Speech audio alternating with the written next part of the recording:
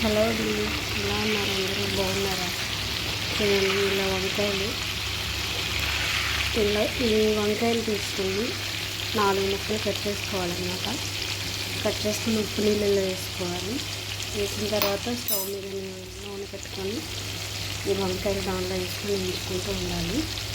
దీనిలో ఒక ప్రత్యేకమైన మసాలా, కొంచెం ఉప్పు వేసుకోవాలి వంకాయ ముక్కల్లో తీసి ఈ నూనెలో వేసాక. ఎందుకంటే కండ్రెక్కకుండా ఉంటుంది. చూసారా, ఆల్రెడీ కలర్ మారిపోయింది. ఇప్పుడు మనం దీనిలోకి మసాలా రెడీ చేసుకుందాం. దానికోసం ఒక 4-5 ఉల్లిపాయలు ఇలా తీసుకోవాలి.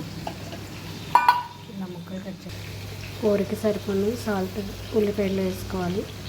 ఆల్రెడీ మనం వంకాయ ముక్కలు ఎక్కువ వేసాం కాబట్టి కొంచెం చూసుకొని వేసుకోవాలి. కొంచెం పసుపు, కొంచెం అల్లం, వంకాయ మసాలా కారం అన్నమాట ఇది. కొంచెం ధనియాలు,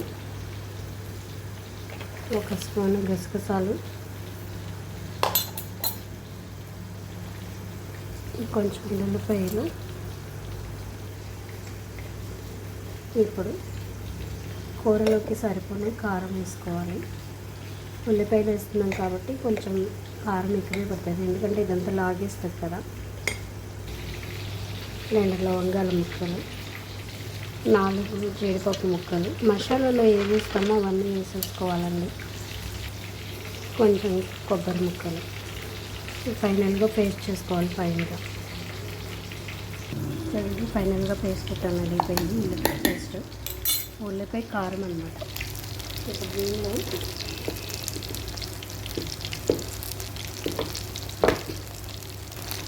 దీనిలో కొంచెం కరివేపాకు,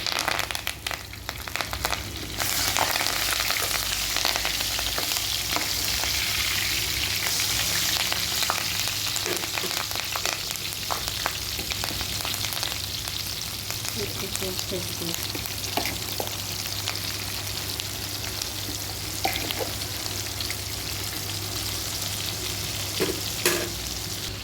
ఇది చాలా మంచిగా వేయించుకోవాలి.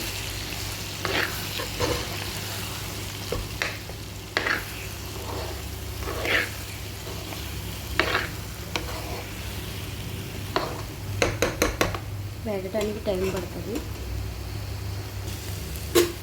చూడండి, ఇది చాలా దగ్గరికి వచ్చేయాలన్నమాట.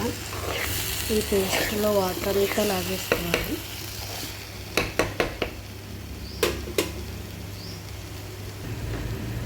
చూసారా, ఇలా బాగా డ్రై అయిపోవాలన్నమాట. అంతే అండి. కొత్తిమీరతో గార్నిష్ చేసుకుంటే వంకాయ మసాలా కారం రెడీ అవుతుంది. మీరు కూడా ఒకసారి ట్రై చేయండి. ట్రై చేసి నాకు కామెంట్ చేయండి. నా ఛానల్ సబ్స్క్రైబ్ చేయడం మర్చిపోకండి. ఇలా ఉంటుంది. వంకాయ కాడుంది కాబట్టి కదండి. Okay friends, by. నా ఛానల్ సబ్స్క్రైబ్ చేయడం మర్చిపోకండి.